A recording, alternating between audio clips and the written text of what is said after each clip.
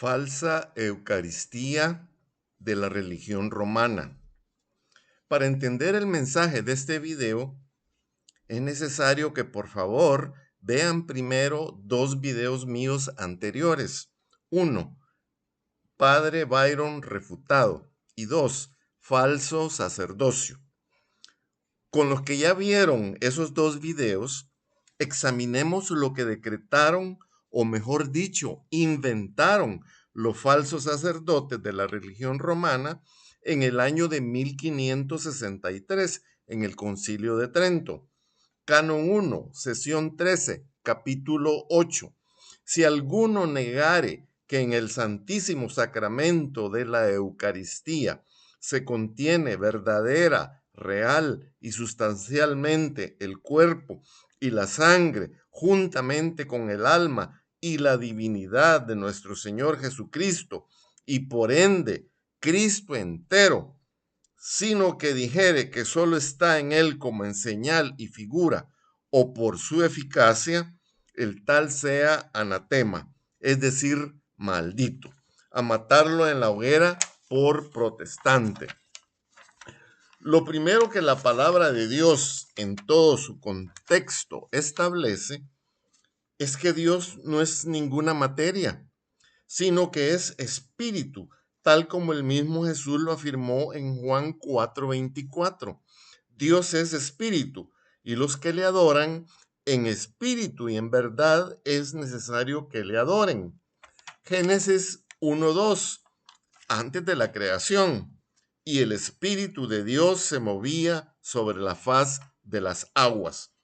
Dice David de Dios en el Salmo 139:7. ¿A dónde me iré de tu espíritu? ¿Y a dónde huiré de tu presencia? Mateo 27:50. Jesús, habiendo otra vez clamado a gran voz, entregó el espíritu. Y Lucas 23:46. Jesús dijo: Padre, en tus manos encomiendo mi espíritu. Y habiendo dicho esto, expiró. Aquí vemos claramente que Jesús, Dios, tenía dos naturalezas, una humana que murió y una naturaleza divina, un espíritu inmortal. Por eso Jesús dijo en Juan 6:63, el espíritu es el que da vida, la carne para nada aprovecha. Las palabras que yo os he hablado son espíritu y son vida. Y Juan 3:5, el que no naciere de agua y del espíritu no puede entrar en el reino de Dios. Romanos 8:1, ninguna condenación hay para los que están en Cristo Jesús, los que no andan conforme a la carne, sino conforme a su espíritu. Romanos 8:9, si alguno no tiene el espíritu de Cristo, no es de él. Romanos 8:11, si el espíritu de aquel que levantó de los muertos a Jesús mora en vosotros, el que levantó de los muertos a Cristo Jesús vivificará también vuestros cuerpos mortales por su espíritu que mora en vosotros.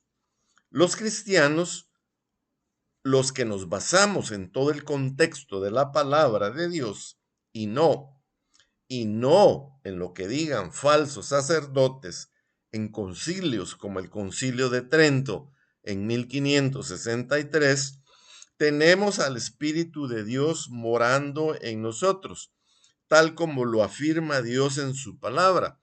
Efesios 1:13.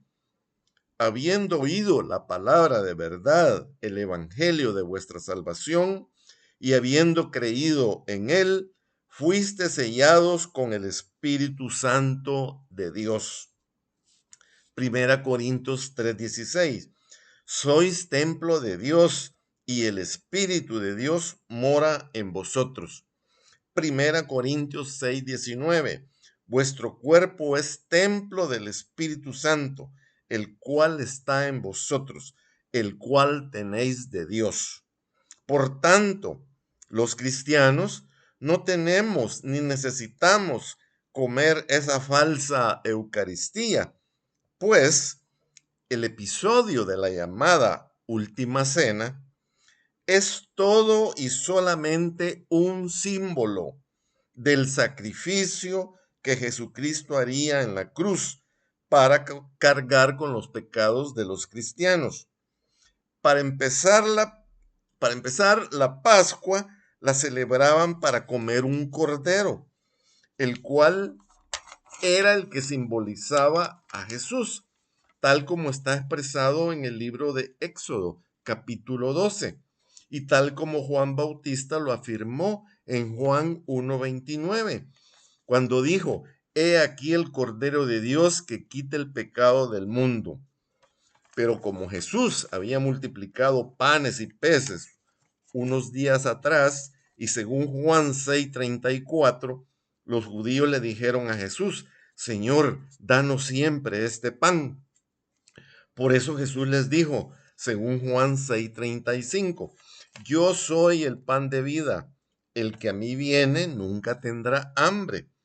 Y agregó en Juan 6:54, el que come mi carne y bebe mi sangre tiene vida eterna.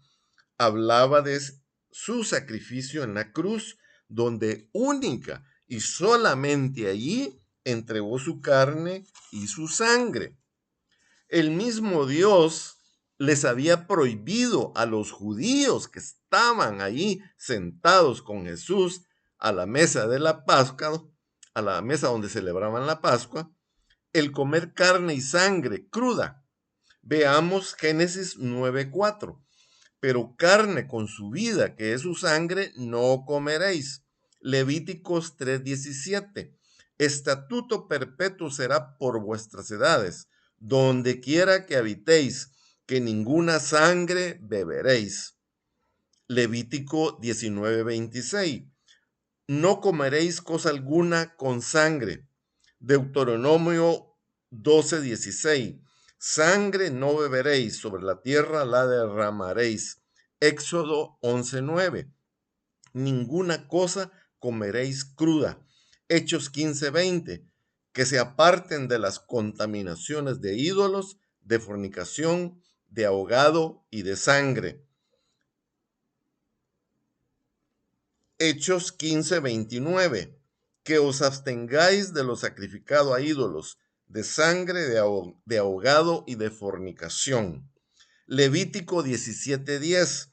Si cualquier varón de la casa de Israel o de los extranjeros que moran entre ellos comiere alguna sangre, yo, Dios, pondré mi rostro contra esa persona que comiere sangre y la cortaré de entre mi pueblo.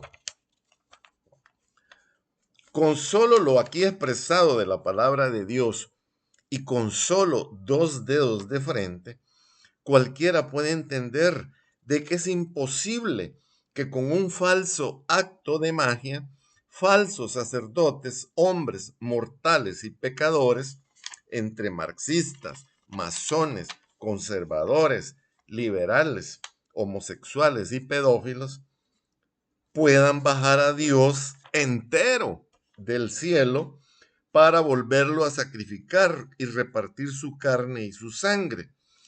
Y mediante el ídolo que llaman hostia, Eucaristía, a todas horas del día y de la noche, en las miles y miles de eso que llaman misa, a diario en todas las parroquias, catedrales y basílicas alrededor de todo el mundo.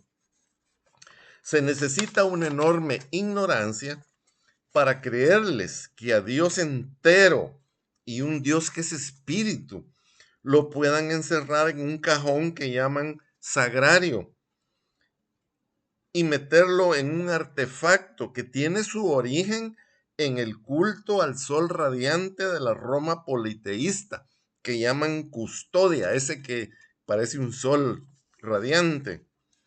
Y además lo meten, dicen que lo meten en unas galletas hechas de harina que llaman hostias, para que las coman y luego las expulsen y las arrojen al excusado junto con todas sus heces fecales, tal como Jesús afirmó en Mateo 15:17. ¿Qué no entendéis? Les dijo, que todo lo que entra en la boca va al vientre y es echado en la letrina.